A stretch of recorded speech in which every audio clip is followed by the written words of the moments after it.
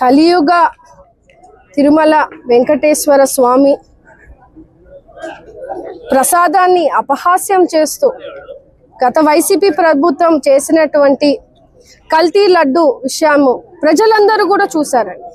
ఈరోజు సుప్రీంకోర్టు ద్వారా ఇచ్చినటువంటి సిట్ నుంచి వచ్చినటువంటి తీర్పుని మనం చూస్తే ఒక అడల్టరేటెడ్ కెమికల్స్ ని యూజ్ చేసి అంటే పాలు లేని నెయ్యిని వాళ్ళు సృష్టించి ఈరోజు ఒక దొంగ లడ్డూను క్రియేట్ చేసి దాదాపు 20 కోట్ల లడ్డూలను వాళ్ళు దాదాపు 5 సంవత్సరాల కాలంలో వాళ్ళు ప్రజలకు అందించారంటే ఎంత సిగ్గుచేటండి.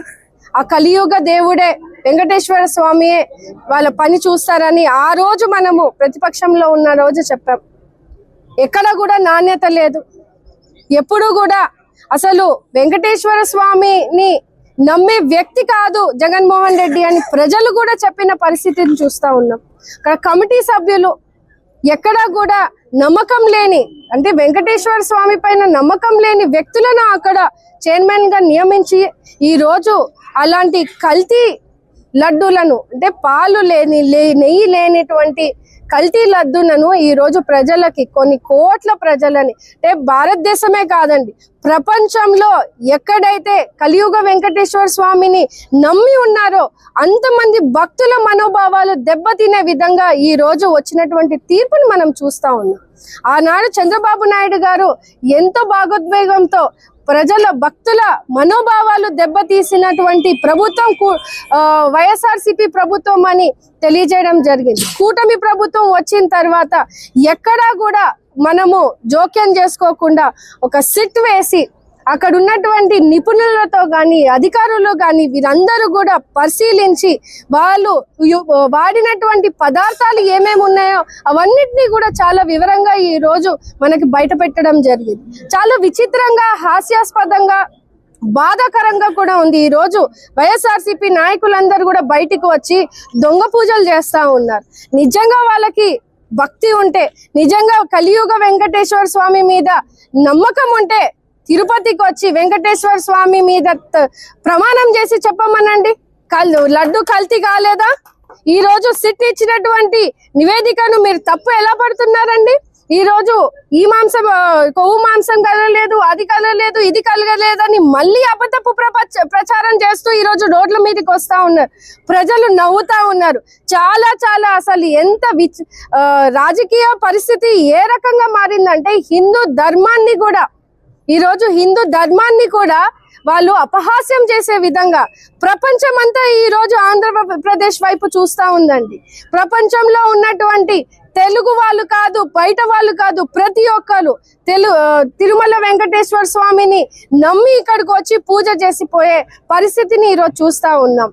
ఎక్కడెక్కడో ఉన్నటువంటి విదేశీయులు కూడా ఇక్కడ వచ్చి మనం కలియుగ వెంకటేశ్వర స్వామి దర్శనము ఒకసారి చూస్తే చాలు అని అనుకునే అంత ప్రసిద్ధిగాంచినటువంటి దేవాలయంలో ఉన్నటువంటి ప్రసాదాన్ని కల్తీ చేస్తూ దాన్ని ఈ రోజు మభ్యపెడుతూ మైమర్పిస్తూ ఆ రోజు చేసినటువంటి తప్పుని మళ్ళీ ఈ రోజు కూడా కప్పిపూస్తూ ఈ రోజు దొంగ పూజలు చేస్తూ రోడ్ల మీదకి వస్తా ఉన్నారు. చాలా చాలా సిగ్గుచేటు. ఎంత షేమ్లెస్ గా ఈ వైఎస్ఆర్సీపీ నాయకులు బిహేవ్ చేస్తా ఉన్నారని అంటే ప్రజలు నిజంగా చాలా చాలా బాధాకరంగా నవ్వుతూ ఉన్నారండి. మీరు చూస్తే ఈ రోజు అభివృద్ధి దేవాలయాల అభివృద్ధి గురించి ఇంత కష్టపడుతూ ఇంత కార్యక్రమాలు చేస్తా ఉన్నాం.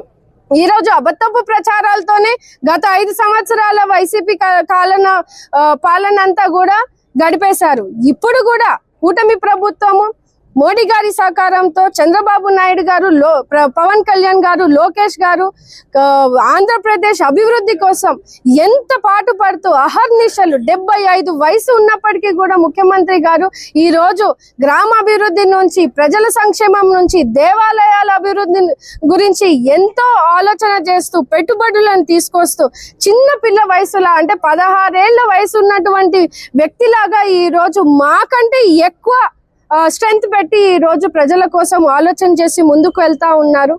దీన్ని వాళ్ళు డైవర్ట్ చేయడానికి ఎప్పుడు కూడా మనం చూసుకుంటే వైసీపీ ప్రభుత్వము డైవర్ట్ పాలిటిక్స్, దొంగ పాలిటిక్స్, వెన్నుపోటు పాలిటిక్స్ ఇలాంటివి చేస్తూ ముందుకు దౌర్జన్యం చేయడము అరాచకాలు చేయడము, అనవసరంగా గొడవలు క్రియేట్ చేసి ప్రజలను మభ్యపెట్టేసి అలజడి సృష్టించడాలు ఇలాంటివి అలవాటయ్యి ఇప్పుడు కూడా అదే చేస్తా ఉన్నారు. ఆ కలియుగ వెంకటేశ్వర స్వామియే ప్రజల రూపంలో వచ్చి వాళ్ళకి బుద్ధి చెప్పినారు. వాళ్ళకి 11 సీట్లు చేసి ఇంట్లో కూర్చోబెట్టిన సంగతి అందరూ కూడా మర్చిపోలేదు. ఖచ్చితంగా ఈ లడ్డు, కల్తీ లడ్డు ఏదైతే మనకి నివేదికనిచ్చారో, ఎవరైతే దాంట్లో భాగస్వాములు ఉన్నారో ఆ 36 మందికి కఠిన శిక్ష వేయాలని కూడా ఈ సందర్భంగా తెలియజేస్తున్నానండి.